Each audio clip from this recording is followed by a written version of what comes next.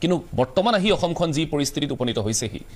একাংশই কয় ভালৰ বাবে হৈছে একাংশই কয় বেয়াৰ বাবে হৈছে আপোনালোকে একেবাৰে ৰাজনৈতিকভাৱে সক্ৰিয় ব্যক্তি হিচাপে তথাপিও আপোনালোকে অৰাজনৈতিক ব্যক্তি হিচাপে কথাবোৰ কেনেধৰণে পৰ্যালোচনা কৰে কি পৰ্যায়ত আছে বৰ্তমান নহয় চাওক আজিকালি দিনত আমি দেখিবলৈ পাওঁ যে আপোনালোকৰ ষ্টুডিঅ'বিলাকত ৰাজনৈতিক দলসমূহৰ ইয়াতে এখন ডাঙৰ কাজিয়া মঞ্চ হয় আৰু ইয়াৰ পৰা মানুহলৈ ভাল বাৰ্তা নাযায় আপুনি কংগ্ৰেছৰ বেয়া দোষিনী খুচৰিলে কয় বিজেপিৰ মানুহ বিজেপি কৰা বেয়া দোষিনী খুজিলেই কয় যে এওঁলোক কংগ্ৰেছৰ মানুহ এনেকুৱা এটা পৰিস্থিতি হৈ গৈছে ইয়াতে বৰ্তমান আজিৰ দিনত মুকলিভাৱে কথা কোৱাৰ একজন পৰিৱেশ নোহোৱা হৈছে সেইকাৰণে আমিও আজিকালি লাহে লাহে এই দিশৰ পৰা আঁতৰি আহিছোঁ কাৰণ মই যেতিয়া দেখিছোঁ আগৰ যিবিলাক ৰাজনীতিবিদ আমি লগ পাইছোঁ মই শৰৎ চন্দ্ৰ সিংহ ডাঙৰীয়া দেৱৰ পৰা তেতিয়াৰ যিটো সৎ ৰাজনীতি নিকা ৰাজনীতি সমাজৰ প্ৰতি দায়বদ্ধ থকা ৰাজনীতি যিখিনি দেখিছিলোঁ আৰু আজিও মই ৰাজনীতি দেখিছোঁ আজি বিভিন্ন দলৰ ৰাজনীতিসমূহ দেখিছোঁ যে 1974 চনৰ পৰা প্ৰেক্টিকেলি মই অসমৰ ছাত্ৰ সমাজৰ লগত জড়িত আছোঁ সদৌ অসম ছাত্ৰ সন্থাৰ লগত সদৌ অসম ছাত্ৰ সন্থাই যেতিয়া 1974 চনত 21 দফীয়া মিশ্ৰ অৰ্থনৈতিক সম্পৰ্কত দাবী চনত তৈয়াৰ কৰিছিল সেই সময়ত মানে জৰ্জ ফাৰ্ণাণ্ডেজ ভাৰতবৰ্ষৰ এজন অন্যতম শক্তিশালী বিৰোধী নেতা আছিল তেখেতে জৰ্জ খালপথাৰত কোৱা আজিও মোৰ কাণত বাজি উঠে যে অসমৰ ছাত্ৰ সমাজে যি 21 দফীয়া মিশ্ৰ অৰ্থনৈতিক দাবী চনত তৈয়াৰ কৰি ৰাইজৰ মাজলৈ বিতৰণ কৰিছে চৰকাৰক মানে চৰকাৰৰ ওচৰত দাখিল কৰিছে সেই দাবী চনত তৈয়াৰ কৰিবলৈ ভাৰতবৰ্ষৰ অন্য প্ৰান্তৰ ছাত্ৰ সমাজক আৰু 50 বছৰ প্ৰয়োজন হ'ব অৰ্থাৎ অসমৰ ছাত্ৰ সমাজৰ প্ৰতি আমাৰ প্ৰতি কি ধাৰণা আছিল 1972 চনত যেতিয়া কংগ্ৰেছ ইয়াতে চৰকাৰ উঠি আহিল এটা আছাম টাইপৰ সেই দীঘলীয়া ঘৰটো জনতা ভৱন শৰৎ চন্দ্ৰ সিংহ ডাঙৰীয়াক দেখিছিলোঁ বা সেই সময়ত গজেন তাঁতী ছত্ৰ সিং তেৰং এনেকুৱা ধৰণৰ বিভিন্ন সময়ত তেখেতসকল আহিছিল আজিও তেওঁলোকে ভাড়াঘৰত থাকিবলগীয়া হৈছিল হাউচিঙৰ কোৱাৰ্টাৰত থাকে আগৰ পৰিৱেশ আজিও তেনেকৈ আমি দেখিলোঁ যোগেন হাজৰিকাক আমি অসমৰ ছাত্ৰ সন্থাৰ সময়ত তেখেতে গৈ ৰাতি জোৰ কৰি আমি মুখ্যমন্ত্ৰী যাতে পদত্যাগ নকৰে কাৰণ পদত্যাগ কৰিলে ইয়াতে সামৰিক শাসন প্ৰৱৰ্তন কৰিব তেওঁ মানি লৈ 10 দিন অকলশৰে চৰকাৰ চলাই আমাক বচাইছিল গোলাপ বৰবৰাক আমি নিজে খুব ওচৰৰ পৰা পাইছিলোঁ গোলাপ বৰবৰাক আমি দেখিছিলোঁ সেনেকুৱা সৎ নিকা লগত লক্ষ্যধৰ চৌধুৰীহঁতৰ নিচিনা ব্যক্তি যি ধৰণৰ চৰকাৰ চলাই গৈছিলে শুনেশ্বৰ বৰা নিচিনা ব্যক্তি যেতিয়া তেওঁলোকে গৈ মাজৰ সময় খেতি কৰে প্ৰেমধৰ বৰা আজিবতকৈ জীৱিত আছে তেখেতৰ যিটো নৈতিকতা আমি দেখিছিলোঁ কিন্তু আজি আপুনি অসমৰ চৌপিশে চাওক গোটেই পৰিৱেশটো ৰাজনীতিৰ ঊৰ্ধত গৈ সমাজ সেৱাৰ বাহিৰে গৈ পেলাই তেওঁলোকে ব্যক্তিগত স্বাৰ্থ আৰু ৰাজনৈতিক স্বাৰ্থটো বাদ কিনা বেচা ৰাজনীতিবিলাকে আজি যিটো দেখিবলৈ পাইছে এইটো কিন্তু ভৱিষ্যতৰ দিনৰ কাৰণে অসমৰ আমাৰ পিছৰ প্ৰজন্মৰ কি এক পৰিস্থিতি কি এক মানে তেওঁলোকে সন্মুখীন হ'ব লাগিব এই কথাটো কিন্তু আজি চিন্তনীয় বিষয় ঠিক তেনেকৈ আজি যেতিয়া ইয়াত 7খন ৰাজ্য হ'ল তেওঁলোকৰ নিজৰ সুবিধাৰ কাৰণে নাগালেণ্ড মণিপুৰ মিজোৰাম মেঘালয় সময় হ'ল ঠিক আছে তেওঁলোকৰ ভৌগোলিক কথাটো তেওঁলোকৰ মানে ভাষা সংস্কৃতিৰ কথাটোৰ কাৰণে ৰাজ্যবিলাক দিলে কিন্তু আজি সীমাসমূহ তেতিয়াই নিৰ্ধাৰিত নকৰিলে যাৰ প্ৰতিফলনত আজি সীমাবিলাকত কি সংঘৰ্ষ হৈছে নাগালেণ্ডৰ লগত আক্ৰমণ মেঘালয়ৰ আক্ৰমণ যি এক পৰিৱেশৰ মাজত ইয়াত থাকিবলগীয়া হৈছে তাৰ লগে লগে আমি বাৰে বাৰে সদায় কৈ আহিছিলোঁ যে যিবিলাক ৰিজাৰ্ভ লেণ্ড আজি বড়োসকলে বা এই ট্ৰাইবেলখিনিয়ে আমাক কিয় বেয়া পায় তেওঁলোকে বেয়া পোৱাৰ কাৰণ হ'ল যে তেওঁলোকৰ যিবিলাক ট্ৰাইবেল ব্লক এণ্ড বেল্ট আছিলে সেইবিলাকক ধূলিসাৎ কৰি বহুত আমাৰ মানুহে আঙুঠিত থপা লগাই দি তেওঁলোকক অলপ অলপ পইচা দি সেইবিলাক বেদখল কৰাৰ কাৰণে বা দখল কৰাৰ কাৰণে আজি সেই জনজাতীয় অঞ্চলবিলাক ওদালগুৰি অঞ্চলবিলাকত মানুহবিলাক আমাৰ বিৰুদ্ধে চনাবলৈ ধৰিলে আজি গ্ৰাম্য আজি ফৰেষ্ট লেণ্ডৰ যেতিয়া আপোনালোকে নিজেই দেখিছে আপোনালোকে নিউজো কৰিছে ফৰেষ্ট লেণ্ডবিলাক যেনেকৈ খান্দি মেলি শেষ কৰি পেলালে তাৰ পৰা যিবিলাক বনাঞ্চলৰ পৰা জনাঞ্চললৈ জীৱ জন্তুবিলাক ওলাই আহে আৰু মানুহে কোবাই মাৰি আনন্দ পায় আজি আমাৰ গোটেই জলবায়ু পৰিৱৰ্তন হৈ গৈছে ফৰেষ্ট লেণ্ডৰ দেৱোত্তৰ লেণ্ডৰ কথা কোনো নকয় প্ৰথম মই দেৱোত্তৰ লেণ্ডৰ কথাটো উনুকিয়াইছিলোঁ যে দেৱোত্তৰ লেণ্ড কামাখ্যাৰ দেৱোত্তৰ লেণ্ড কামৰূপৰ লগত গুৱাহাটী ফাঁচি বজাৰৰ পৰা জোৰ পুখুৰী এই গোটেই অঞ্চলটো দেৱোত্তৰ লেণ্ড সেই দেৱোত্তৰ লেণ্ডৰ কথাটো নোলায় আজিকালি সেইটো কামাখ্যাৰ মাটি মানুহেতো গোটেই বিল্ডিং ঘৰ বনায় কাৰণ ডাঙৰ ডাঙৰ মানুহ বনাইছে সেই লেণ্ডৰ কথাটো নাহে ঠিক তেনেকৈ অসমৰ আমাৰ অতীত পুৰুষসকলে দি যোৱা ৱাক অফ লেণ্ড কিমানখন চৰকাৰ সোণোৱাল দিনৰ চৰকাৰে হওক হিমন্ত বিশ্ব শৰ্মাৰ চৰকাৰে হওক আপোনালোকে দেখিছে প্ৰতিদিনে মই ইয়াক লৈ প্ৰত্যাহ্বান জনাই আছোঁ আৰু আক্ৰমণ তেনেকৈ মোৰ ওপৰত চলি আছে গতিকে এই ধৰণৰ কথাবিলাক আমি কৈছোঁ কাৰণে আমি বহুতৰ শত্ৰু হ'বলৈ ধৰিছোঁ আৰু সেইকাৰণে আজিৰ দিনত আমাৰ যিবিলাক আমি মানৱ অধিকাৰ যেতিয়া পৰাগ দাস অজিত ভি আমি কৰিছিলোঁ তেতিয়াৰ মানৱ অধিকাৰ আমি দেখিছিলোঁ পৰাগ দাসৰ মানৱ অধিকাৰ দেখিছিলোঁ সেই সময়ৰ মানৱ অধিকাৰ আমি দেখিছিলোঁ কেনেধৰণে আমাৰ পৰা অত্যাচাৰ নিৰ্যাতন হৈছিলে 1983 চনত অসমত যি এটা সাম্প্ৰদায়িক সংঘৰ্ষ তাৰ আগে 1974 চনত 21 দফীয়া দাবী চনৰ ওপৰত ভিত্তি কৰি খাদ্য আন্দোলনত গজেন্দ্ৰ পুতুল শইকীয়াক যেতিয়া মৰিগাঁও জিলাত তেতিয়া অবিভক্ত নগাঁও জিলাত গুলীয়াই হত্যা কৰিলে স্কুলীয়া ছাত্ৰক সেই দিনৰ আন্দোলনৰ পৰা 1975 চনৰ শিক্ষকৰ আন্দোলনৰ পৰা তাৰপিছত জৰুৰীকালীন অৱস্থা কি পৰিৱেশ সৃষ্টি হৈছে এইবিলাক আমাৰ সন্মুখত দেখা বস্তু তাৰ পিছতে 76 এনেকৈ গৈ আমি সৰু ছাত্ৰ সন্থা পুনৰ জন্ম কৰিলোঁ আৰু পুনৰ জন্ম কৰি সন্মুখৰ পৰা নেতৃত্ব লৈ আৰু শেষাস্তৰত আমি অসম আন্দোলনত সক্ৰিয়ভাৱে আগভাগ লৈ আমি যেতিয়া নেতৃত্ব লৈ আগবাঢ়ি গৈছিলোঁ 1979 চনৰ 10 ডিচেম্বৰত ইয়াতে যেতিয়া খৰ্গেশ্বৰ তালুকদাৰ ভৱানীপুৰত অসমৰ ৰাইজে জানে বহুবাৰ কোৱা হৈছে এই দুখন হাতত খৰ্গেশ্বৰ তালুকদাৰে শেষ নিশ্বাস ত্যাগ কৰিছিল গতিকে আজিৰ দিনত মোৰ এটা প্ৰতিশ্ৰুতিবদ্ধ যে অসম আন্দোলনৰ শ্বহীদসকল যদিও 51 বুলি সকলো শ্বহীদ হৈছিল কিন্তু আমাৰ 71 কি হ'ল নহ'ল সেইটো বহুত বিতৰ্কিত বিষয়বস্তু সেইটো মই এতিয়া ক'বলৈ নাযাওঁ বিষয়ক লৈও এতিয়া বিভিন্ন তৰ্ক বিতৰ্ক চলি আছে এতিয়া মই সিদিনাখন কৈছিলোঁ যে হয়তো অসমীয়াই এতিয়া 3টা তাৰিখৰ মাজত ওলমি ৰ'বলগীয়া হৈছে একাংশ গোটেই ভাৰতবৰ্ষত 46 চনৰ নাগৰিকত্ব আইন 51 চনৰ লোকপিয়ল 52 চনৰ ভোটাৰ তালিকাৰ ভিত্তিত গোটেই ভাৰতবৰ্ষত ৰাজনীতি হৈ আছে বা প্ৰশাসন চলি আছে অসমৰ ক্ষেত্ৰত প্ৰতি 860 জন শ্বহীদ বুলি কোৱা হয় 860 জন শ্বহীদ কিন্তু 1951 চনৰ মৃত্যু সংকল্প লৈছিল জৰ্জ কালপথাৰত এই মৃত্যু সংকল্প লৈ শ্বহীদ হোৱা কাৰণ এইখিনি 83 আগলৈ শ্বহীদ হোৱা এইখন চুক্তি হ'ল 1983 চনত 85 চনত এই চুক্তিটো কৰিলেই কেনেকৈ কৰিলে কি নকৰিলে এইবিলাক বিতৰ্কিত বিষয় মই ক'বলৈ নাযাওঁ গোটেই তথ্য সহকাৰে মোৰ হাতত মই জানো গোটেই কাহিনীবিলাক আজি এই চুক্তিত IMDT আইনখন কাৰণে কিয় সময় ল'ব লগা হ'ল এই IMDTৰ কাৰণে কিমান দিন এটা জুলুমত পৰিলে তেতিয়া সৰ্বানন্দ সোণোৱাল ছাত্ৰ সন্থাৰ পৰা আহি তেতিয়া তেওঁ AGPৰ জেনেৰেল ছেক্ৰেটাৰী তেওঁলোকে গোচৰ কৰিলে এই IMDT আইন বাতিল হ'ল IMDT বাতিল হোৱাৰ পিছত সেই IMDT মানে আইনখন ৰচক আব্দুল মহিমুদ্দিনক লৈ অসম গণ পৰিষদ দলে চৰকাৰ কৰিলে আপুনি চাওক কেনেকুৱা হাঁহিয়াতৰ কাৰবাৰবিলাক কৰিলে গোটেই অসমৰ ৰাইজে এনেকুৱা এটা পৰিস্থিতি হ'ল যে অসমৰ পৰা সেইদিনা চুক্তি চাইন হ'ল গোটেই বিদেশীখিনি গুচি গোৱা বুলি এটা আমাৰ মানুহবিলাকৰ ইমান এটা সাংঘাতিক ধৰণে মানে তেওঁলোকে আৱেগত ওলাই আহিলে কিয় ওলাই আহিবলগীয়া হ'ল সেইটো আমি জানিছিলোঁ কেনেকৈ তাৰ আগতে প্ৰচেছন হৈছিল সেইটো আমি জানিছিলোঁ গোটেই হৈ পেলাই তাৰপিছত সেই সময়তে এই চুক্তিফালি এছামে গৈ আলফাত যোগদান কৰিলে আমাৰ গুৱাহাটীৰে যথেষ্ট সংখ্যক শক্তিশালী নেতা এইবিলাক বহু কাহিনী প্ৰতি কাহিনীৰ পিছত আমি আমাৰ সন্মুখত হৈ আছে হয় তাৰ পাছত আজি এতিয়া যিটো পৰিৱেশ হৈছেগৈ মই এই মুহূৰ্তত ৰণেন গোস্বামী ডাঙৰীয়াক স্বাগতম জনাইছোঁ তাকে ষ্টুডিঅ'ত উপস্থিত হৈছে লগতে আমাৰ সৈতে এই মুহূৰ্তত স্ক্ৰীণত দেখিবলৈ পাইছোঁ মই ৰাতুল মহন্ত ডাঙৰীয়াক স্বাগতম জনাইছোঁ অনুষ্ঠানৰ মাজলৈ মই এই মুহূৰ্তত ডক্টৰ পুষ্প গগৈ ডাঙৰীয়া যিহেতু আমাৰ সৈতে আছে গগৈ ডাঙৰীয়া আপুনি যিখিনি কথা ইতিমধ্যেই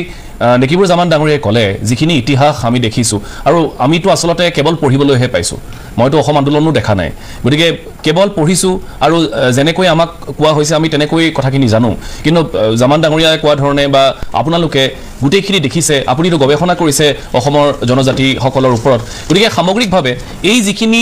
ইতিহাসত আমাৰ যিখিনি ভুল হোৱা বুলি কৈ থকা হয় বা যিখিনি ভুল সিদ্ধান্তৰ কথা কৈ থকা হয় বা অসমৰ প্ৰেক্ষাপটত ৰাজনৈতিকভাৱে সামাজিকভাৱে যিবোৰ সিদ্ধান্ত গ্ৰহণ কৰা হ'ল তাৰেই ফলশ্ৰুতিত আজি এই পৰিৱেশৰ সূচনা ঘটিছে সেই সিদ্ধান্তবোৰৰ ফলতেই আজি অসমখনৰ এই পৰিৱেশ হৈছে যদি বেয়া হৈছে নে এইবোৰ আচলতে সৃষ্টি কৰি লোৱা হৈছে ঠিকেই আপুনি ঠিকেই কৈছে জামানদেৱে ঠিকেই কৈছে কথাখিনি ক'লেও এটা ঘটনা হয় ভাৰতবৰ্ষৰ স্বাধীন হোৱাৰ পাছত অসম বা উত্তৰ পূৰ্বাঞ্চলৰ প্ৰতি যিখিনি চিন্তাধাৰা আমাৰ দিল্লী বা অসমীয়া ৰাইজে কৰিলে সেইখিনিতে কিছু কেনা লাগিল মানে জনজাতি হ'ল কিছুমান নেফা হ'ল কিছুমানক জনজাতি কৰিলে কিছুমানক জনজাতি নকৰিলে কিন্তু কিছুমান আকৌ অসমলৈ মানে মিয়া বা এনে বাংলাদেশৰ বা এনে পূৰ্ববংগীয় মুছলমান আনি খেতি ভালকৈ কৰিব লাগে বুলি গ্ৰ' মোৰ ফুড এনেকুৱা ধৰণৰ পদ্ধতি ল'লে এনেকুৱা হোৱাৰ পৰা ব্ৰিটিছবিলাকেও বৰ ভালকৈ কথাখিনি চিন্তা নকৰিলে স্বাধীন ভাৰতৰ মানে যিসকল প্ৰশাসক এখেতলোকেও চাগে ভালকৈ চিন্তা নকৰিলে অসমৰ যিসকল ৰাজনীতিবিদ এখেতলোকেও ভালকৈ চিন্তা নকৰিলে নকৰাৰ কাৰণে আজি কিছুমান সমস্যা আহিছে উত্তৰ পূৰ্বাঞ্চল ফাটি নগ'লেহেঁতেন একেই থাকিলেহেঁতেন মানে নাগালেণ্ডৰ অসমীয়া ভাষাই কয় অৰুণাচলৰ অসমীয়া ভাষাই কয় তেওঁলোকে আৰু মিজোৰাম এইবিলাকেও অসমীয়া ভাষা শিকিছিলেই গতিকে এনেকুৱা অৱস্থাত অসমৰ পৰা তেওঁলোক ফালি যোৱাৰ কোনো কাৰণেই নাছিলে কিন্তু ৰাজনৈতিকভাৱে আৰু ভাষা সাংস্কৃতিকভাৱে তেওঁলোকে বৰ মানে অৱহেলিত হৈছিলে অৱহেলিত হোৱাৰ কাৰণে মই নিজে সেই সময়ত মেঘালয়ত পঢ়ি আছিলোঁ যেতিয়া আন্দোলন কৰিছিলে শ্বিলঙত পঢ়ি আছিলোঁ মই এডভান্স কলেজত তেতিয়া তেওঁলোকে আন্দোলন খুব তীব্ৰত কৰি তেওঁলোকে মানে মেঘালয় বেলেগকৈ ল'লে অৰুণাচল বেলেগকৈ ল'লে নাগালেণ্ড ল'লে এইবিলাক হ'ল প্ৰকৃত নাগালেণ্ড অৰুণাচল একদম অসমৰ বা মেঘালয় অসমৰে মানুহ অসমীয়া ভাষা সকলোৱে জানে আনকি ব্ৰহ্মপুত্ৰ বৰ্ডাৰলৈ অসমীয়া ভাষা জানে কিন্তু এইবোৰ ধ্বংস হৈ গ'ল এইকাৰণে যে তেওঁলোকৰ ৰাজনৈতিক অভিপ্সা ৰাজনৈতিক সা সুবিধা অৰ্থনৈতিক সা সুবিধা সাংস্কৃতিক সুবিধা ভাষা সংস্কৃতি যিখিনি স্বাধীনতা থাকিব সেইখিনি নাইকিয়া হৈ গৈছিলে আমাৰ অসমৰ মানুহে আমি তেওঁলোকক হেঁচা মাৰিছিলোঁ গতিকে এইটো আমাৰ দুৰ্যোগ তেতিয়া আহিলে তাৰপিছত অসমৰ ভিতৰত কিছুমান জনজাতি কৰিলে কিছুমানে নকৰিলে আহোমসকলেও সেই সময়ত জনজাতি হ'ব লাগে বুলি ভাবিছিলে কিছুমানে কিন্তু কিছুমানে ক'লে ৰয়েল মানুহ আমি কিয় জনজাতি হ'ম এনে জনজাতি হোৱা নোহোৱা এইবিলাক ক্ষেত্ৰত লাগি পিনে মানে হেৰি গণ্ডগোল হ'ল আৰু অসমীয়া ভাষা আৰু ভাৰতীয় সংবিধানত লিখা আছে মাতৃভাষা যাৰ নহয় সেই সুবিধাটো নাপায় যি মাতৃভাষা হয় সেইটোৱে সুবিধা পাব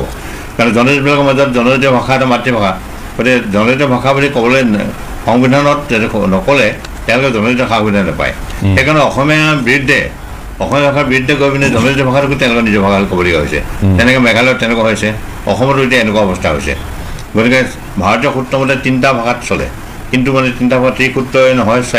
4টা ভাষা চলিবলগীয়া হৈছে এতিয়া 4টা ভাষা সূত্ৰটো ভাৰতে নামানে সংবিধানে নমানে কাৰণে গণ্ডগোল কৰিছে সেইকাৰণে বড়োলেণ্ড সৃষ্টি হৈছে মিচিংবিলাকে ধৰিছে আৰু অন্যান্য জনগোষ্ঠীবিলাকে ধৰিছে এইটো হ'বই আনকি আহোমবিলাকৰ বিভাগ কৰিছে তাইৰ ভাষা পঢ়িবৰ কাৰণে সুযোগ নাই সেইকাৰণে আহোমবিলাকৰ মাতৃভাষা তাই নহয় অসমীয়া ভাষা আহোমবিলাকে যদি অসমীয়া নহয় বুলি কয় তাইৰ ভাষা মাতৃভাষা বুলি মিছাকৈ কৈ দিয়ে তো অসমীয়া দেখোন খতমেই হ'ব গতিকে এনেকুৱা প্ৰব্লেম কিছুমান আহিছে আৰু ছাত্ৰ সন্থাৰ দিনত কি হ'ল মই যি দেখিছোঁ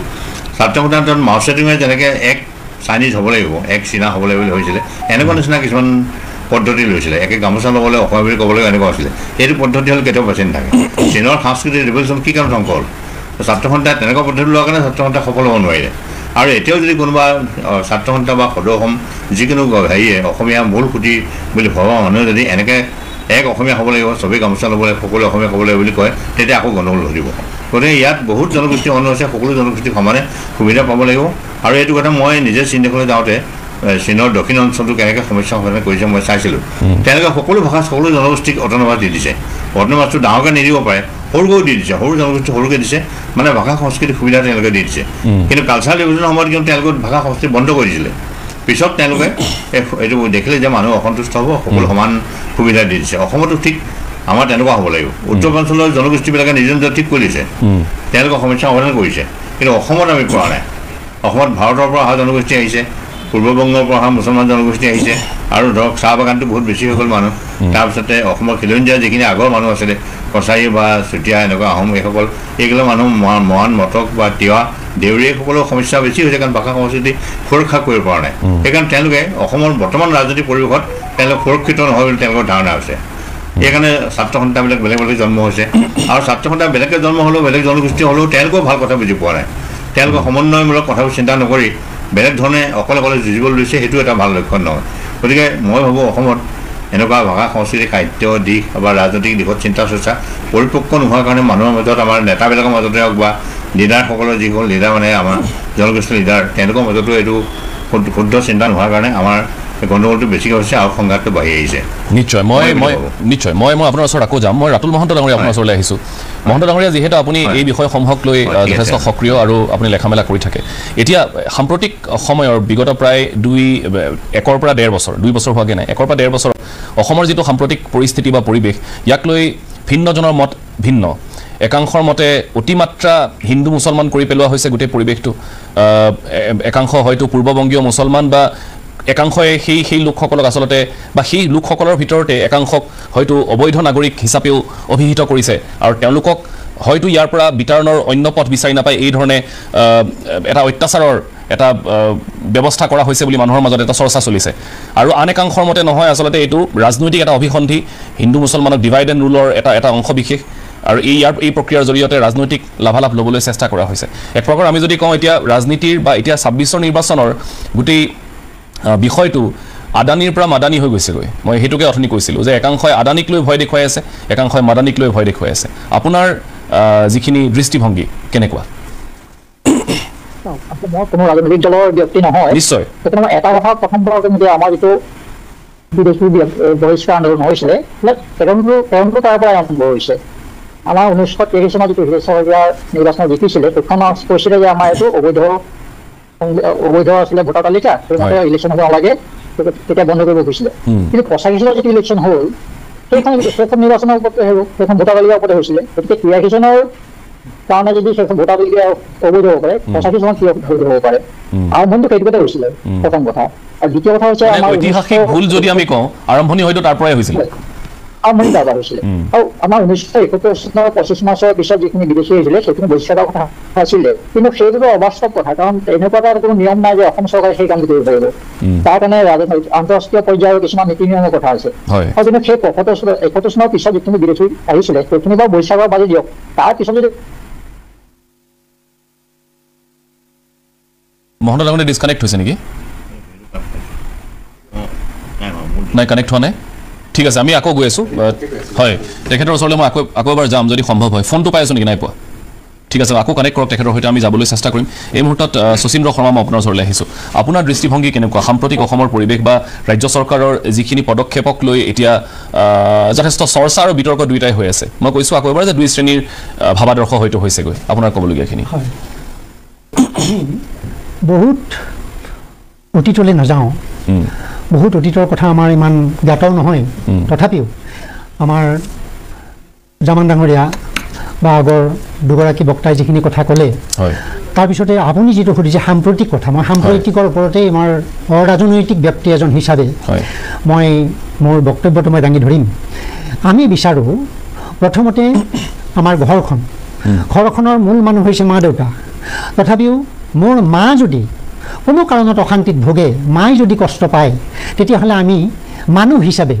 তাৰ প্ৰতিকাৰ কৰিবলৈ যত্ন কৰাটো উচিত সেইকাৰণেই আমাৰ মনোকষ্ট এটা হৈছে শেহতীয়াকৈ ইয়াত নিৰ্বাচন কেন্দ্ৰিক কথা মই ক'ব নাযাওঁ কিন্তু নিৰ্বাচন অবিহনে আমি যদিও মুখত কৈ থাকোঁ যে আমি অৰাজনৈতিক ব্যক্তি কিন্তু ৰাজনীতি অবিহনে ৰাজনীতি শব্দটো কি ধুনীয়া শব্দ ৰাজনীতি অবিহনে ব্যক্তি কোনো থাকিব নোৱাৰে ৰাজনীতি থাকিবই আমি যেহেতুকে ভোটাধিকাৰ পোৱাৰ ৰাজনৈতিকভাৱে আপুনি একেবাৰে সক্ৰিয় নহ'লে আদৰ্শ থাকিব নিশ্চয় থাকিব তাৰ বাহিৰত আমি যাব নোৱাৰোঁ শেহতীয়াকৈ যিটো অসমৰ আমি পৰিস্থিতি দেখা পাইছোঁ এইটো আচলতে উদ্বেগজনক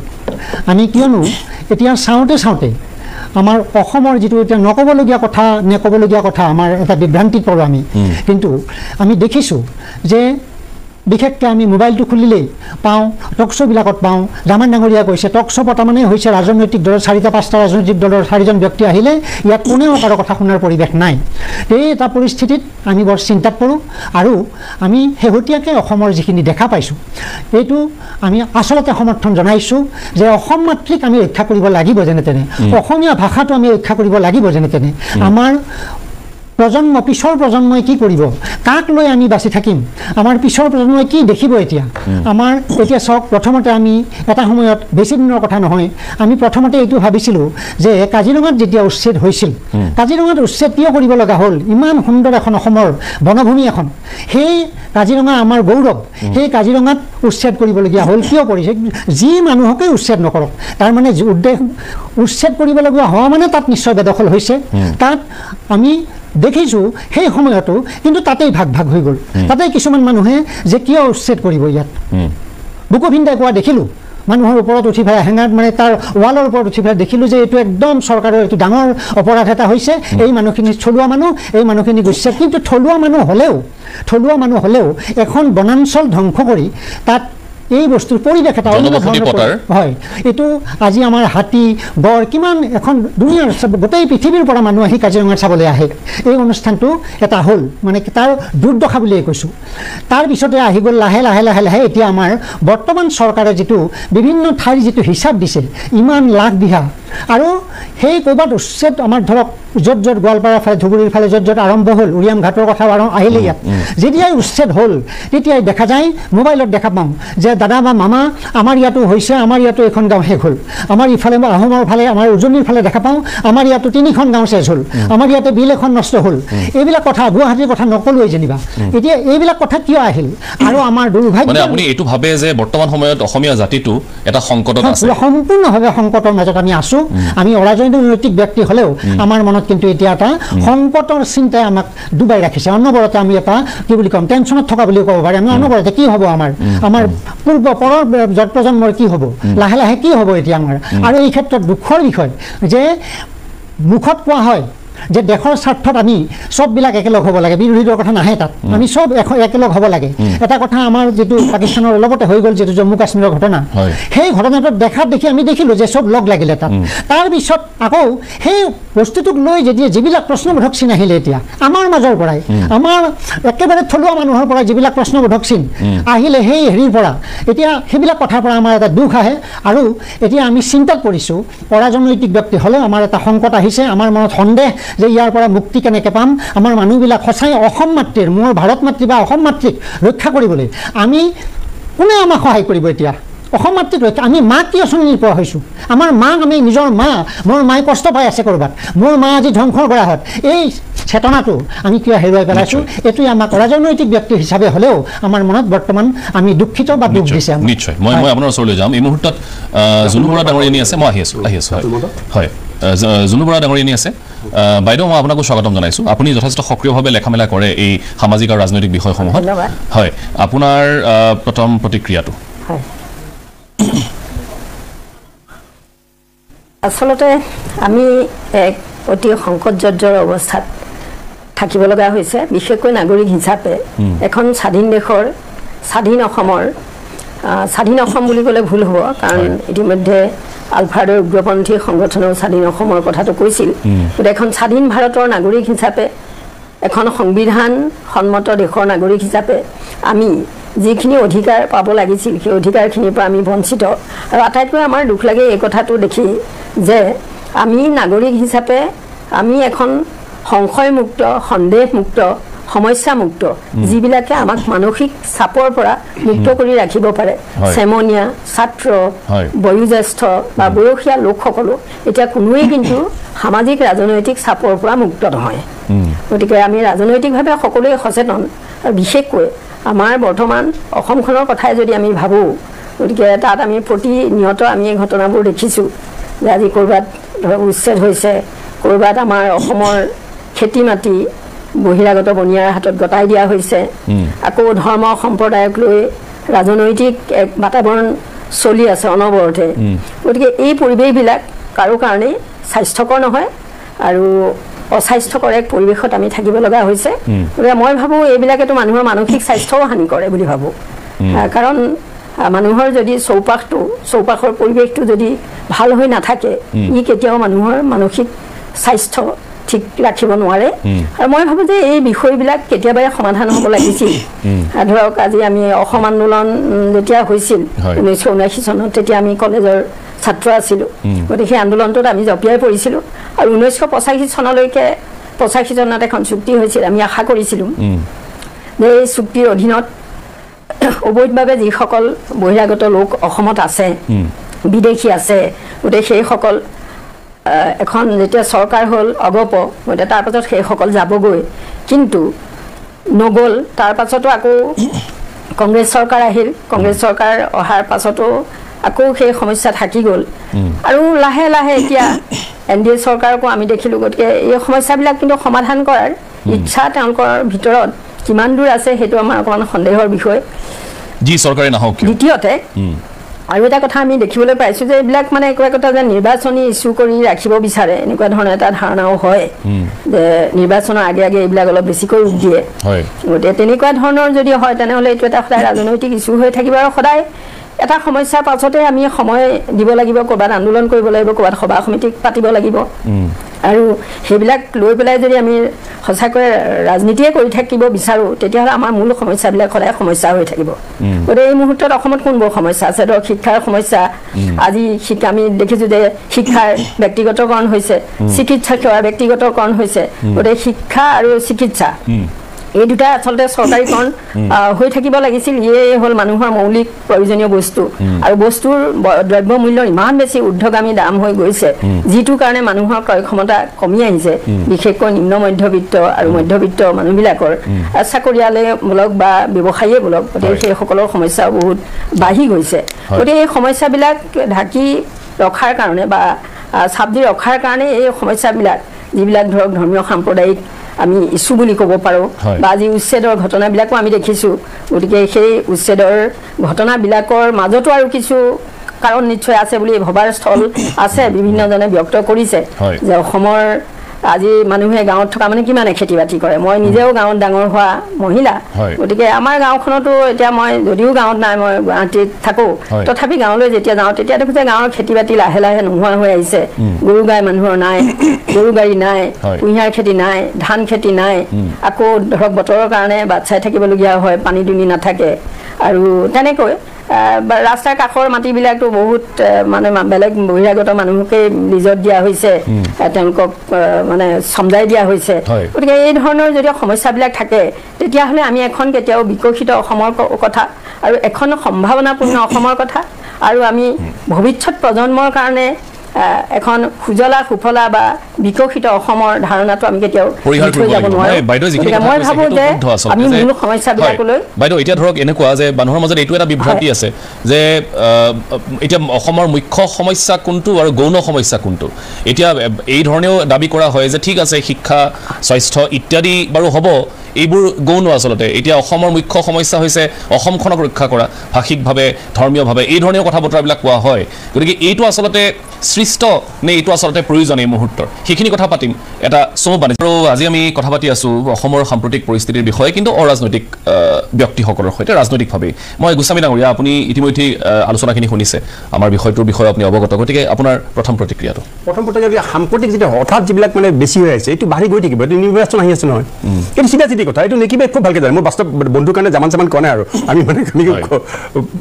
বন্ধু হয় আমি মানে নেকিব জামান গতিকে কি এইটো নিৰ্বাচন হোৱাৰ লগে লগে বিভিন্ন ইছ্যু ই ক'ব ইটো ইছ্যু ডাঙৰ সি ক'ব ইটো ইছ্যু ডাঙৰ উচ্চতাৰ ক্ষেত্ৰতো বৈষম্য হৈছে আৰু বাকী যিটো তাৰমানে যিটো ধৰ্মীয় কথা বা জুনু বৰাই যিটো কৈছে এইটো আপুনি সুধিছে যে এইটো কোনটো গৌণ কোনটো মুখ্য গোটেইকেইটাই প্ৰয়োজন কিন্তু শিক্ষা আৰু যদি যেতিয়া ইউনাইটেড নেশ্যনছ বাকী বাদ দিয়ক অন্য কথা দল চলৰ কথা বাদ দিয়ক বুদ্ধিজীৱীৰ কথা বাদ দিয়ক ইউনাইটেড নেশ্যনছে কি কৰিছে যে হিউমেন ডেভেলপমেণ্ট ইণ্ডেক্স দুই ধৰণৰ আছে এটা হ'ল GDP এটা হিউমেন ডেভেলপমেণ্ট আছে মানৱ উন্নয়ন সূচাংক মানৱ উন্নয়ন সূচাংকত আমি ক'ত আছোঁ মানৱ উন্নয়ন সূচাংকত আমি শিক্ষা লাগিব আপোনাক স্বাস্থ্যসেৱা লাগিব হয় নহয় সেইটোৰ লগত ডিলিং কৰি ফাটাই আনি পেলাই আপুনি জাতি বচাব নোৱাৰে হয়নে অৰ্থনীতিৰ পৰা ফাটাই আনি আপুনি জাতি বচাব নোৱাৰে ক'ত থাকিব হয়নে কথাটো আৰু যিটো তাৰমানে যে ধৰ্মীয় কথাটো হৈছে আপুনি লক্ষ্য কৰিবচোন মানে বিদেশী কথাটো মানে এই যে কিছুমানে অকল খালি সেই মানুহখিনিক মানে প্ৰশ্ন কৰে আমাৰ ইয়াত পেনেলত আমি সমাজ ডাঙৰীয়া কওঁ আমাক নেতৃত্ব আন্দোলনৰ নেতৃত্বতে আছিলে বিদেশী খেদা আমি জুনু বৰাই কওঁ বা বাকী প্ৰত্যেকজন পেনেলিষ্টৰ কাৰো ডিমত নাই আপোনাৰ কাৰো ডিমত নাই যে বিদেশী নাগৰিকসকলক আচলতে ইয়াৰ পৰা কৰিব এই ইছ্যুটোৱে আমাক কিমান বছৰ 1979 পৰা জ্বলাই খাইছে প্ৰদীপ নাথৰ এটা কাৰ্টুন মনত পৰিছে প্ৰদীপ নাথৰ কাৰ্টুন আছিল এই দেশখন দেখি যায় দেশখন সব নেতা ৰাজনৈতিক নেতাবিলাক আছে এই দেশখন বাংলাদেশ কাৰ্টুন এই দেশখনে কিন্তু আমাক আনি আছে দেই ক্ষমতাত বাৰে বাৰে গোটেই 85 চনৰ কথা 15 আগষ্টৰ আইনখনৰ কথা চুক্তি কথা তাৰপিছত গ'ল খেদিব বিদেশী খেদিব একো নাই তাৰপিছত বাৰু ঠিক আছে কংগ্ৰেছ চৰকাৰ আহিল 91 কংগ্ৰেছকতো আমি আঁতৰাই দিছে আকৌ 96 আকৌতো আহিছে অগপত চৰকাৰ আৰু কৈছে যে IMDT লৈ পেলাই IMDTৰ যি ৰচয়িতা আছিলে আব্দুল মহিম মজুমদাৰ তেওঁক লৈ পেলাই মন্ত্ৰীসভা কৰিছে তাৰপিছত আপুনি চাওক এতিয়া যি চৰকাৰ আহিছে জাতি মাটি ভেটি মানে মই কিবা বিজেপি চৰকাৰ বুলি কোৱা নাই দেই মানুহে যিটো প্ৰশ্ন কৰিব লাগে চৰকাৰক যে এতিয়া দায়িত্ব কাৰ আছে কংগ্ৰেছকতো মানুহে আঁতৰাই দিলে কংগ্ৰেছকতো আঁতৰাই দিলে ৱেষ্ট বেংগল CPM-ক আঁতৰাই দিলে আপুনি এইটো কাক প্ৰশ্ন কৰিব দায়িত্বটো কাৰ সুপ্ৰিম কোৰ্টে কৈছে ডিটেনশ্যন কেম্পত ৰাখিব নোৱাৰে হাইকোৰ্টে কৈছে যে পুনৰ্বাসনৰ ব্যৱস্থা নিদিয়াকৈ উচ্ছেদ কৰিব নোৱাৰে সেইকাৰণে উৰিয়াম ঘাটত প্ৰতিজন মানুহক একোটা টোকেন দিছে আপুনি জানে চাগে প্ৰতিজন মানুহক একোটা টোকেন দিছে বাহিৰত বহুত লেকচাৰ মাৰি আছে কিন্তু তাত একোটা টোকেন দিছে গৰুখুটি মানুহবিলাকক ৰিহেবিলিটেট কৰিছে কিন্তু ইছ্যুটো একদম এনেকুৱা ডাঙৰ মানে কৰি পেলাই আৰু সেই সময়ত যিহেতু গীৰ গাইৰ বিষয়টো ওলাইছিলে সেইটো তল পেলাবলৈ এইটো বেছি ভাল হৈ গ'ল কিন্তু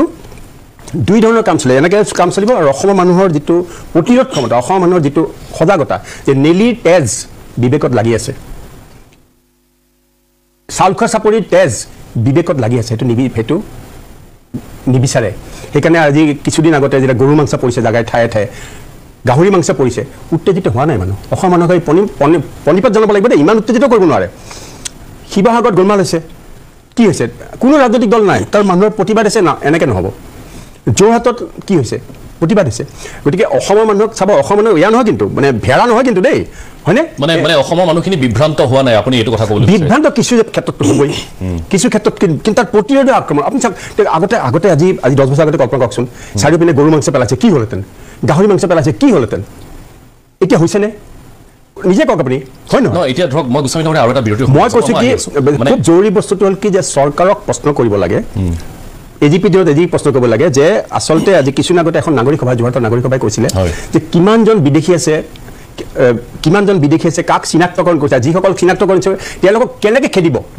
সেইলৈ এখন প্ৰচেছটো আচলতে কিমান দূৰ আগবাঢ়িছে সেই মই আপোনাক কোৱা নাই আপুনি সময় মোক দিয়ক এক মিনিটৰ এটা বিৰতি আছে মই আহি আছোঁ নিশ্চয় কিন্তু এই যে কেৱল এই গোটেই বিষয়টো এতিয়া 2019 চনত এটা ডায়লগ আহিলে যে আজমল মুখ্যমন্ত্ৰী হ'ব 2021 আহিলে যে শৰাইঘাটৰ শেষ ৰণ এতিয়া 2026 আগে আগে আৰু এটা আহিছে বিদেশীৰ কথাটো আহিছে মই আহি আছোঁ বিদেশীৰ কথাটো আহিছে তাৰ সমান্তৰালকৈ আহিছে যে ডিলিমিটেশ্যন বা সমষ্টি পুনৰ নিৰ্ধাৰণৰ পাছত অসমীয়া 50 বছৰৰ কাৰণে সুৰক্ষিত হ'ল তাৰ পাছতো এইখিনি কথা বতৰা কিয় ইমান গা কৰি উঠিছে আৰু দিনে দিনে বেছি এই কথাখিনি আচলতে উত্তেজক হৈ গৈ আছে এইখিনি কথা অলপ চিন্তা কৰিবলগীয়া এটা বিৰতি অসমীয়া এফালে যদি কৈ থকা হয় যে অসমীয়া স্বত্বাধিকাৰী হ'ব লাগে কিন্তু আনফালে অসমীয়া হিতাধিকাৰী সজাবলৈ এটা চেষ্টা কৰি থকা হৈছে কথাবিলাক কোনফাললৈ গৈ আছে মহন্ত ডাঙৰীয়া ৰাতুল মহন্ত হয় মানে আপোনাৰ মই প্ৰতিক্ৰিয়াটো জানিবলৈ বিচাৰিছোঁ আপুনি যিখিনি কথা আৰম্ভ কৰিছিলে আধৰুৱা হৈ ৰ'ল আচলতে মই গোটেই সাম্প্ৰতিক ৰাজনৈতিক অৱস্থাটো এনেদৰে ধৰ্মলৈ লৈ গৈছে মই সেই কথাটো ক'ব বিচাৰিছিলোঁ আৰু মই এটা উদাহৰণ দিব খুজিছোঁ 1971 চনত যিখন যুদ্ধ হৈছিলে তাৰ নায়ক আছিল লাচিত বৰফুকন এতিয়া কিন্তু বৰ্তমান চৰকাৰখনে কি কৈছে লাচিত বৰফুকন আচলতে কোনো নেতা আছিলে এজন ধৰ্মীয় নেতা আছিলে হিন্দু বুলি ক'বলৈ বিচাৰিছে সেইখনত কিন্তু যুদ্ধখন লৈ কিনে হিন্দু আৰু মুছলিমৰ মাজত নাছিলে মোগলে আক্ৰমণ যিটো কৰিছিলে তাত মোগলৰ বাহিনীত হিন্দু আছিলে মুছলিম আছিলে তেনেকৈ আমাৰ অসমৰ যিখিনি সেনা আছে তাত হিন্দু আছিলে মুছলিম আছিলে তাত হিন্দু মুছলমানৰ যুদ্ধ নাছিলে সেইখন দুটা সৰু মাজত যুদ্ধ আছে এতিয়া কিন্তু অসম চৰকাৰখনে কি কৈছে যে হিন্দু লাচিত বৰফুকন আছিলে হিন্দু সেইটো ক'ব বিচাৰিছে আৰু এইবাৰ কি কৈছে যোৱা 13 চনৰ দিনাখন বিজয় উৎসৱ পাতিছে গোটেই অসমৰ বিশ্ববিদ্যালয় আৰু কিছুমান মহাবিদ্যালয়ে বিজয় উৎসৱ মানে পাতিছে কেনেকে আপোনাৰ 1205 চনৰ যিটো মিনাজুদ্দিন হেল্ল' হয় শুনি আছোঁ কওক কওক বাৰু প্ৰথম যিটো মুছলমানৰ আক্ৰমণ আছিলে এইটো মুছলমানৰ প্ৰথম আক্ৰমণ আছিলে সেই তেওঁ বক্তিয়াকলজী 1205 চনত অসমৰ মাজেদি চীন আৰু তিব্বত আক্ৰমণ কৰিবলৈ যাব গৈছিলে অনুমতি বিচাৰিছে পিছৰজাৰ পৰা তেওঁলোকে আক্ৰমণ কৰিছিলে পিছৰজাই এতিয়া কিন্তু বিশ্ববিদ্যালয় কটন বিশ্ববিদ্যালয় হওক বা গুৱাহাটী বিশ্ববিদ্যালয় হওক সেইটো এটা বিজয় উৎসৱ পালন কৰিছে মানে মুছলিমক হত্যা কৰিব লাগিব মুছলিমক হৰুৱাইছিলে এটা মানে পাৰ্মিশ্যন বিচাৰিছিলে অসমৰ পৰা পাৰ্মিশ্যনটো এতিয়া বিজয় উৎসৱ বুলি পালন কৰিবলৈ বিচাৰিছে তাৰপিছত মোগলে অসম আক্ৰমণ সফলতা কৰিছে বুলি কৈ আছে মাত্ৰ 3বাৰ আক্ৰমণ কৰিছিলে গোটেইখিনিকে মানে কি সাঙুৰি পেলাই এটা ধৰ্মীয় কম কৰিব বিচাৰিছে তাৰ উপৰিও আপোনাৰ যিটো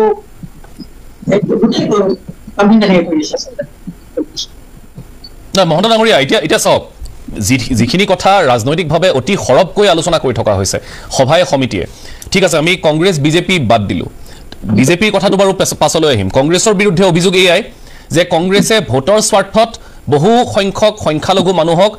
বাংলাদেশৰ পৰা অসমত স্থিতি ল'বলৈ বা থিতাপি ল'বলৈ এটা সুযোগ দিলে যাৰ ফলত নামনি অসমৰ এটা বিস্তৰ অংশ সংখ্যালঘু অঞ্চলৰ সংখ্যালঘু মানুহৰ দখললৈ গ'ল সমষ্টি হিচাপে সেই অঞ্চলসমূহ অসমীয়াই এৰি দিবলগীয়া হ'ল তেওঁলোকে ভাষিকভাৱেও অসমীয়া নহয় তেওঁলোকে ধৰ্মীয়ভাৱেও তেওঁলোকৰ যিটো আচলতে আচৰণ বা তেওঁলোকৰ পিন্ধন উৰণ তেওঁলোকৰ থকা যিখিনি কথা বতৰা সেইখিনি আমাৰ অসমীয়া মুছলমানৰ লগত নিমিলে এই ধৰণৰ কথা বতৰা এটা সৃষ্টি হ'ল আৰু তাৰ পাছত এতিয়া এনেকুৱা হৈছে যে সেই মানুহখিনি এতিয়া পৰ্যায়ক্ৰমে গৈ গৈ উজনি অসমত থিতাপি ল'বলৈ ধৰিছে আৰু এনিশাৰ ভিতৰত এখন গাঁও স্থাপন কৰি তাৰো মুখ্যমন্ত্ৰীয়ে যিটো শব্দ ব্যৱহাৰ কৰে যে গোটেই জনবিন্যাসটো সলনি কৰাৰ এটা প্ৰক্ৰিয়া আৰম্ভ হৈছে যিটো অসমীয়া জাতিটোৰ বাবে অতি উদ্বেগজনক আপোনালোকৰ এই ক্ষেত্ৰত ধাৰণাটো কেনেকুৱা কাৰণ এইটো একেবাৰে স্পষ্টকৈ কৈ থকা হৈছে যে অসমত কিন্তু বাংলাদেশী মই একেবাৰে পোনপটীয়াকৈ কৈছোঁ পাকিস্তান আফগানিস্তান বাদ দিছোঁ বাংলাদেশীৰ আগ্ৰাসন ঘটিছে এটা কা আইনখন আনি তেওঁলোকে হিন্দুখিনিক ৰাখি মুছলমানখিনিক খেদাৰ এটা প্ৰৱণতা দেখুৱাই আছে কিন্তু হিন্দু মুছলমান বাদ দিছোঁ অসমত অবৈধভাৱে প্ৰৱেশ কৰা বাংলাদেশী আছেনে নাই আপোনালোকৰ মতে আছে ইয়াৰ কাৰণে গোটেই ৰেছপন্সিবল আমাৰ দায়ী হৈছে আমাৰ অসমীয়া জাতিটো কাৰণ অসমীয়া আপুনি উজনি অসমলৈ যদি আহে যে ইয়াত যিখিনি খেতি কৰে ধান খেতি কৰে ইয়াত কোনো নিজে নকৰে সকলো নগাঁও আনিবলগীয়া হয় মিয়াখিনি আনিলে ইয়াত কোনো খেতি নকৰে অসমীয়া মানুহে সদায় হিতাধিকাৰী আঁচনি চাউল পাই আছে পইচা পাই আছে কিয় কৰিছে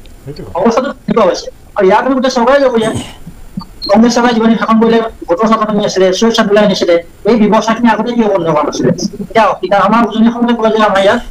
মিয়া ৰাজত্ব চলিছে কিন্তু কৰিবলৈ কোনো সুবিধা দিছে কৰাৰ সুবিধাটো কোনে দিছে আমাৰ অসমীয়াখিনিয়ে দিছে অসমীয়া কোনোদিন পঢ়ালে নামানে এতিয়াও জনবিন্যাসটো মানে যে বেয়া হৈছে ইয়াৰ কাৰণে অসমীয়া খুবেই জৰুৰী বাংলাদেশী খুব জৰুৰী কেতিয়াও মই এই কথাটো যদি জামান ডাঙৰীয়া আপোনাৰ পৰা জানিবলৈ বিচাৰিছোঁ এতিয়া যিটো প্ৰক্ৰিয়া এটা আৰম্ভ হৈছে এটা টেণ্ডেঞ্চি আজি মুখ্যমন্ত্ৰীয়ে ক'লে যে ধুবুৰীত শ্বুট এট ছাইট দিয়া হ'ব যদিহে পূজাৰ সময়ত তাতে কোনোবা সংখ্যালঘু মানুহে কিবা বিসংগতি ঘটাবলৈ বিচাৰে বা কিবা পৰিৱেশ বিনষ্ট কৰিবলৈ বিচাৰে তাত শ্বুট এট ছাইট ৰখা হৈছে মানে কোনোবাই কাৰোবাক কিবা দেখিলেই গুলীওৱাৰ এটা নিৰ্দেশ দিছে সমান্তৰালকৈ উজনি অসমৰ আপুনি দেখিয়ে আছে যে একাংশ সংগঠনে সৰব ভূমিকা পালন কৰি একাংশ লোকক তাৰ পৰা বিতৰণ কৰা এটা নিজেই প্ৰক্ৰিয়া আৰম্ভ কৰিছে আৰু য'ত একাংশ আমাৰ থলুৱা মুছলমান মানুহো এফেক্টেড হৈছে বুলি অভিযোগ উত্থাপিত হৈছে গতিকে এই কথাখিনি আপোনালোকে কেনেধৰণে চায় কাৰণ আপুনি সিদিনাখন এখন সংবাদমেলত খুব জৰুৰী কেইটামান কথা কৈছিল নহয় চাওক আজি আচল প্ৰকৃততে অসমীয়া মানুহে বিশ্বাস কাক ল'ব প্ৰতিটো আন্দোলনত অসমীয়া মানুহে ত্যাগ স্বীকাৰ কৰাৰ পিছতো 1960 চনত কি ভাষা আন্দোলনতেই হওক 1972 চনত শিক্ষা মাধ্যম আন্দোলনতেই হওক 1974 চনত খাদ্য আন্দোলনতেই হওক বা 77 পৰা মানে হেৰিলৈকে পচাৰিলৈকে বিদেশী নাগৰিকেই হওক আৰু প্ৰতিবাৰ আন্দোলনতে যেন ক'ৰবাত নহয় ক'ৰবাত অসমীয়া মানুহে প্ৰবঞ্চিত হৈছে আজি আলফা সম্পৰ্কতো মানুহৰ এটা ধাৰণাই বেলেগ আছিল আলফা ইমান গুৰুত্ব কৰিলে মানুহৰ এনেকুৱা আত্মবিশ্বাস হৈছিল যে আলফাই অন্তত অসমৰ কাৰণে কিবা এটা পৰিৱৰ্তন কৰিব নেকি কিন্তু আলফাৰো এচামে আহি পেলাই যিটো কাম কৰিলে চুক্তি নহওক তেতিয়া মানুহে আৰু বিশ্বাস হেৰুৱাই পেলালে এইবিলাকৰ কাৰণে আজি এই পৰিৱেশ সৃষ্টি হৈছে সিদিনাখন মই উজনিলৈ গ'লো মই কোনোদিন ভবা নাছিলোঁ যে উজনিত এনেকুৱা এটা পৰিৱেশ সৃষ্টি হ'ব উজনিত মই শিৱসাগৰত গ'লোঁ শিৱসাগৰত মই বিভিন্ন দল সংগঠনৰ প্ৰতিনিধিৰ লগত আলোচনা কৰিলোঁ আৰু বিশেষকৈ খিলঞ্জীয়া মুছলমান যিখিনি স্বীকৃতি দিছে অসম চৰকাৰে সেই স্বীকৃতিপ্ৰাপ্ত অসমীয়া মুছলমান আটাইবোৰ সংগঠনত বহিলোঁ আৰু তেখেতৰ আলোচনা কৰি এটা সমিল মিলেৰে সমস্যা এটা সমাধান কৰিব পাৰে ভৱিষ্যতে যাতে এনেধৰণৰ ব্যৱস্থা নহয় সেইকাৰণে মই এই কথাটো কৈছোঁ যে আজি মিয়া সোমাবলৈ কিয় সুবিধা পাইছে যে আমি কৰ্মবিমুখ জাতি এটাই আমি কৰ্ম নকৰোঁ তেওঁলোকে কাম বন ব্যৱসায় বাণিজ্য চব কৰাত লাগি গ'ল শিক্ষাৰ প্ৰসাৰতা দেখিছে নাই আজি যদি ACS APS পাইছে মেডিকেল ইঞ্জিনিয়াৰ চিট পাইছে তেওঁলোকৰ ল'ৰা ছোৱালী পাইছে গতিকে এইটো আপোনাৰ হেৰি বন্ধ কৰিবলগীয়া হ'লে শিক্ষাটো আমাৰ ল'ৰা ছোৱালী পঢ়াই বাদ দিছে বহুত জেগাত গতিকে এই বস্তুটো সস্তীয়া ধনগতাৰ মানে যিটো মানসিকতাটো এইটো পৰিত্যাগ কৰিব লাগে আৰু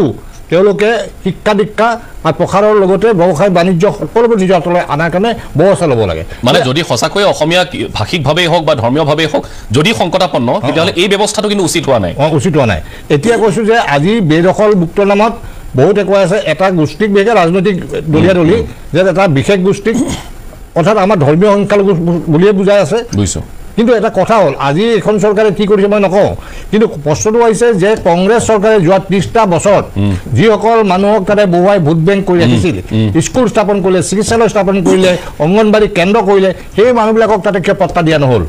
আজি তেওঁলোকে সুবিধা কৰিছে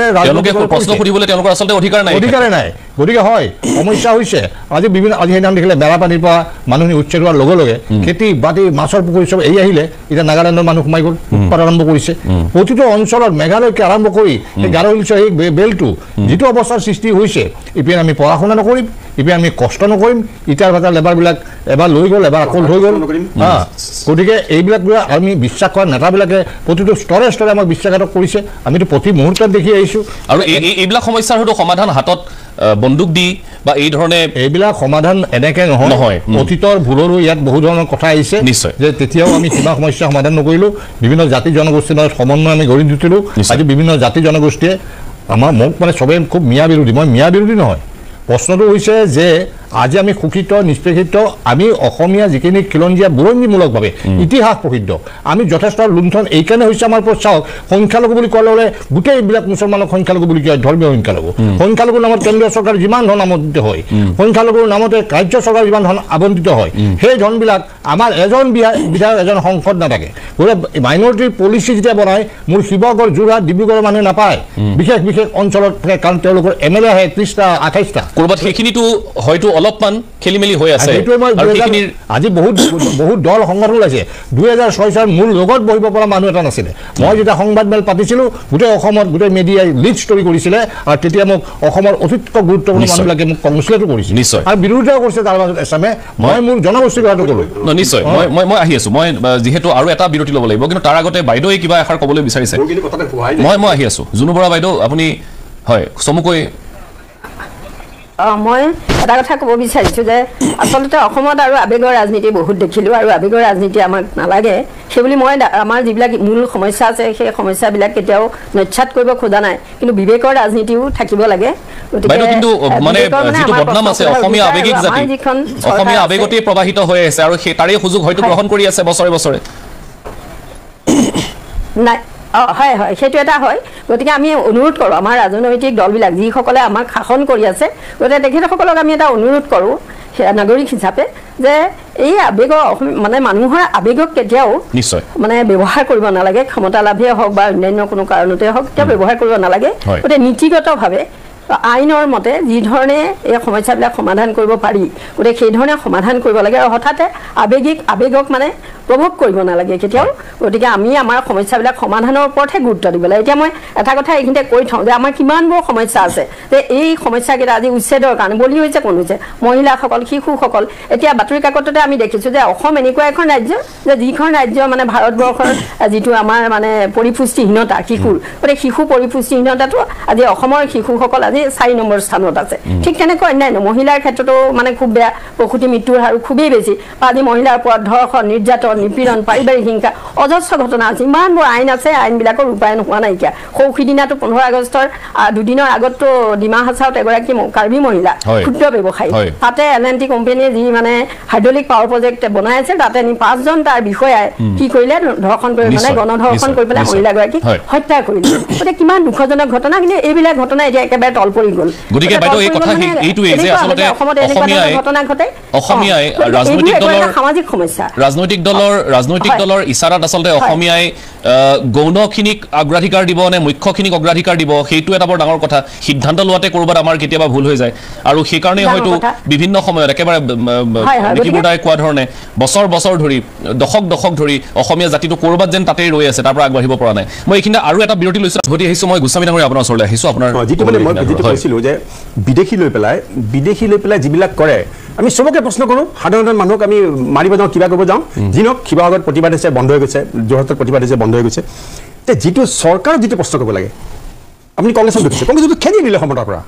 হয় নহয় কংগ্ৰেছক খেদি দিলে আপুনি কংগ্ৰেছ CPM বাদ দিয়ক মই বিজেপি বুলি কোৱা নাই চৰকাৰক প্ৰশ্ন কৰিব লাগে নালাগে এই চৰকাৰকটো প্ৰশ্ন নকৰে আপুনি চাওক একদম 2016 চনত ইয়াত বিজেপি চৰকাৰ আছে 17 চনৰ 4 জুলাইত বিমানতাত ভাৰত বাংলাদেশ মৈত্ৰী চৰকাৰ মৈত্ৰী তাত বাংলাদেশৰ তেতিয়াৰ ফৰেন মিনিষ্টাৰ বৈদেশিক মন্ত্ৰী শাহৰিয়াৰ আলম তেওঁক যেতিয়া সুধিছে বোলে আমাকতো আজিলৈকে কোৱা নাই ক'লে আমি ভাবিম আমাক আজিলৈকে কোনো ইণ্টেনশ্যনে নাই আচ্ছা আমি ইয়াত লেণ্ড যিখন চুক্তি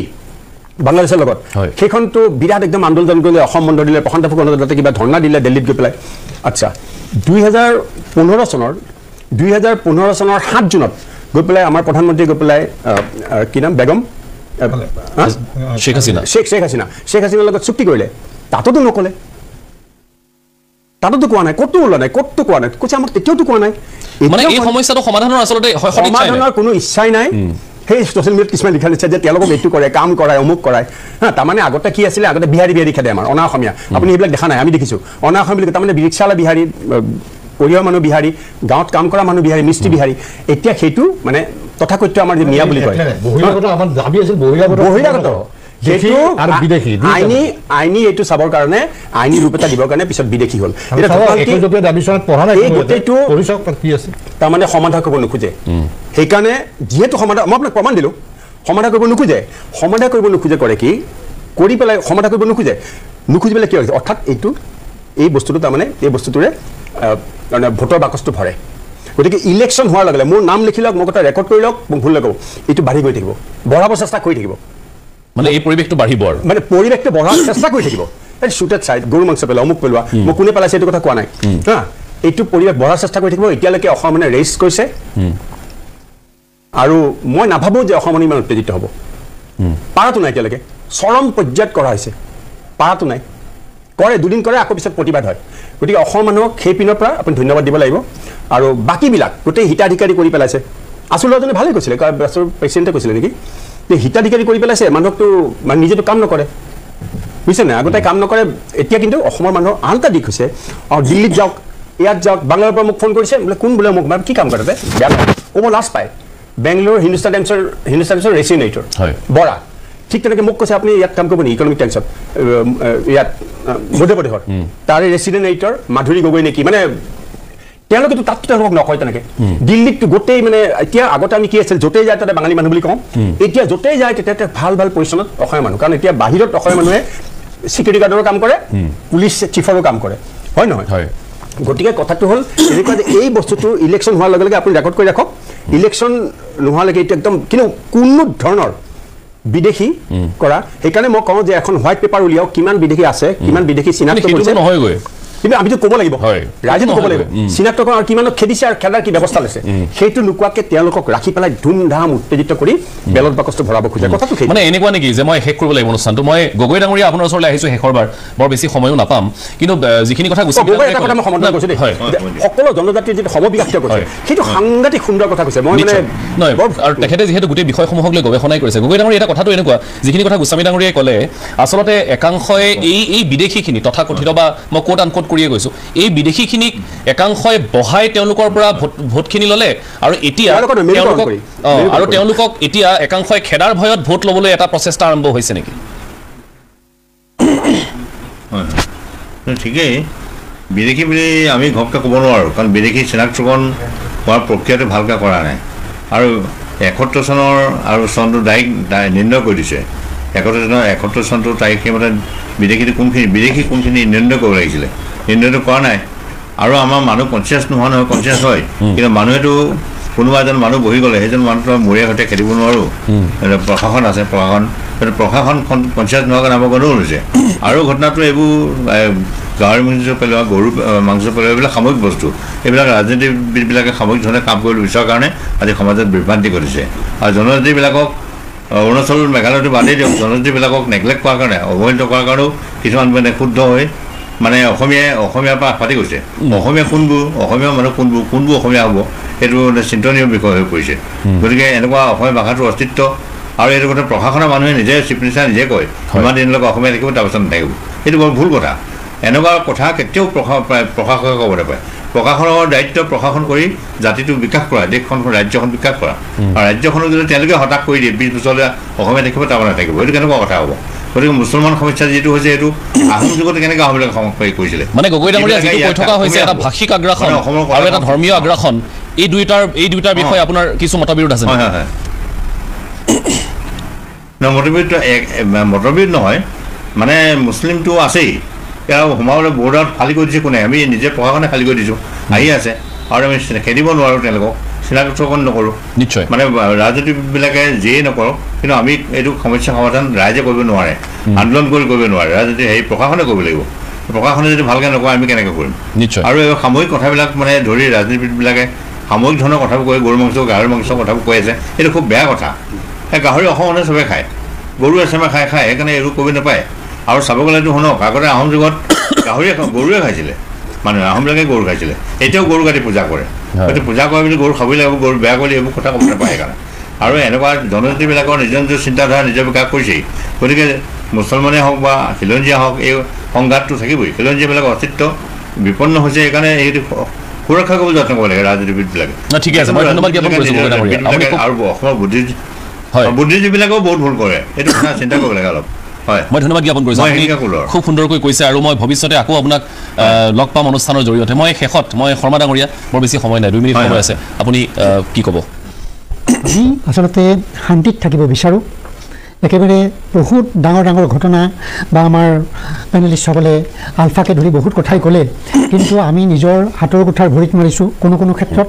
আৰু যিকোনো এটুকুৰা ঘাঁহ ভাল কৰিবলৈ যাওঁতে তাত যথেষ্ট সময়ৰ প্ৰয়োজন হয় সেইটোৱে দেখিছোঁ এতিয়া মানে কেনেবাকৈ অসমীয়াৰ উদাৰতাৰ সুযোগ কোনোবাই লৈ আছে নিশ্চয় লৈছে উদাৰতাৰ সুযোগ লৈছে আৰু সেই উদাৰতাখিনিত আমি যদি ধৰক মই যদি বাধা দিব খুজিছোঁ আকৌ সেই উদাৰতাখিনিক প্ৰটেকশ্যন দিবলৈ এচাম মানুহ ওলাই আহে তেতিয়াহ'লে সমস্যা সমাধান এইটো মানে মুখত ক'বলৈ সহজ এটা সমস্যা সমস্যা সমাধান কৰিব নিজৰ ঘৰখনতেই বুজি পায় এটা সমস্যা সমাধান কৰিবলৈ খোজোতে যদি মোৰ 3জন ভাইয়ে যদি মোৰ থিয় হৈ উঠে মোৰ বিৰুদ্ধে তেতিয়া কিন্তু আলাপ আলোচনা দি সব কথাই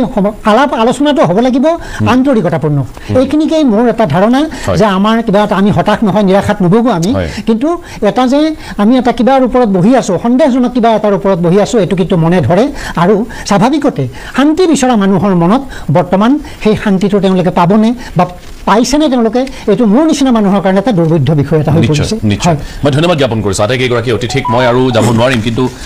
নিশ্চয় কথা পাতিবলৈ আছিলে যথেষ্টখিনি আৰু মনো আছিল কিন্তু সময় ইতিমধ্যে শেষ হৈছে কথা ইমানেই মই আকৌ কৈছোঁ যে ইয়াৰ পূৰ্বেও কেইটামান কথা কৈছিলোঁ কিন্তু এই বিষয়টো যিটো আলোচনা কৰিছোঁ পৰিসৰটো বহুত ডাঙৰ কথা ওলালে বহুত কথাই ওলাব ইতিহাসৰ কথা আমি যদি কওঁ তাৰ প্ৰেক্ষাপটত বৰ্তমানৰ কথা যদি আমি কওঁ বহুখিনি কথাই ওলাব কিন্তু কথাটো ইমানেই যে অসমীয়া জাতিটো বিভ্ৰান্ত হ'ব নালাগে এতিয়া সামাজিকভাৱে যিখিনি কথাই অসমীয়া জাতিটোক আচলতে এই মুহূৰ্তত বিপদাপন্ন বা সংকটাপন্ন কৰিছে সেই বিষয়সমূহ উপলব্ধি কৰি তাৰ এটা সমাধান সূত্ৰ উলিয়াবলৈ অসমীয়াই নিজেই এটা ব্যৱস্থা গ্ৰহণৰ সময় আহিছে কোনোবা কাৰোবাৰ ডিক্টেশ্যন বা কাৰোবাৰ হয়তো কথা বতৰাত ভুল নগৈ নিজে এবাৰ বিচাৰ বিবেচনা কৰি চাওক ক'ত কি কেনেকৈ কাৰ বাবে ঘটি আছে তেতিয়া উত্তৰসমূহ নিজেই পাব আমি আশা কৰিছোঁ